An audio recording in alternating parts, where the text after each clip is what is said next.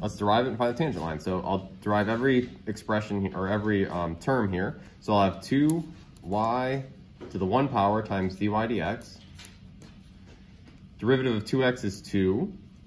Derivative of 4y is 4 dy dx. That's all equal to 0.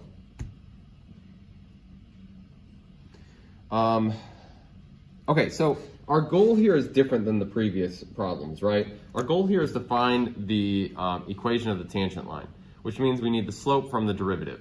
We do not need to solve explicitly for dy dx here in order to attain that goal, right? At this point, I can plug in my point, -2, 1, and then just solve for dy dx. So in place of y, I'm going to be putting 1. In place of, oh, there's no x's. Okay, so this is what it'll look like. 2 times 1 times dy dx minus 2 minus 4 dy dx. Now we might have to end up doing the grouping thing anyway. But now I'm just treating this as if it was like 2 times x minus 2 minus 4 times x. Like this is, dy dx is just the variable that I'm trying to solve for. So to do that, I'm going to add 2 to both sides. So I get 2 dy dx minus 4 dy dx equals 2. I'm going to factor dy dx out in front. And I'll be left with, oh, actually, okay, this is a silly way to do this. I guess I'm going to write it out because I committed. But I could have just combined like terms, right? 2 dy dx minus 4 dy dx would be left with -2 dy dx. But anyway, so I made extra work for myself, but that's -2 equals 2. And then last, divide by -2. And I get dy dx is equal to -1. Now I'm not done yet, right? But that is the slope. Questions there? Yeah. I'm just a little bit confused as to why sometimes when you multiply x and y by dy dx, sometimes it's just like when you multiply x by dy dx, it just disappears. But like in this problem, it stayed.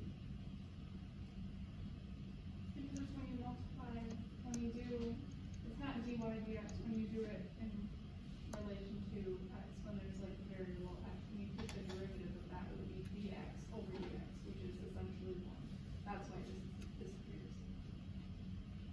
Because when you do it with the letter y, then it's dy over dx, which isn't 1, which is why we need to keep it.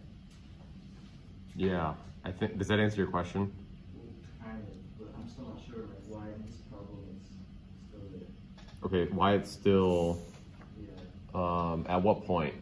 Why it's still here? Well, like when you, yeah. So it's still, so dy dx shows up here because when you derive y squared, 2 out in front, leave the y alone, subtract 1 from the power, that's y to the 1, times by the derivative of the inside, which is y, with respect to x, so that would be literally dy dx. So you put that out there, right? And then if you do the same thing here, like when you derive with respect to x, 2x, what you get is, all right, so derivative of 2x is 2. Oh, sorry. Derivative with respect to x of 2x is 2. Subtract 1 from the power. So 1 out in front. We're going to go full chain rule here, right? So 1 out in front, 1 times 2 is 2. Subtract 1 from the power, that's 0. Times by the derivative of the inside with respect to x. The inside is x here, so dx dx is what that would be. Derivative of x with respect to x, which is just 1. So I end up with 2 times 1 times 1, which is just 2. So that's the formal reason that it goes away there. I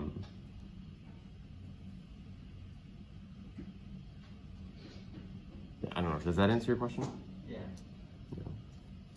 All right, so then we can finish this out real quick. The last bit is just finding the equation of the tangent line, and I know what point it goes through. So the slope is going to be -1 times x minus a -2, that's +2 plus 1, and then when you clean that up, you get -x, let's see, -2 plus 1, so that's -1 there. So it's the equation of the tangent line. If you want the normal line, go ahead and find the line that's perpendicular to that one through the same point.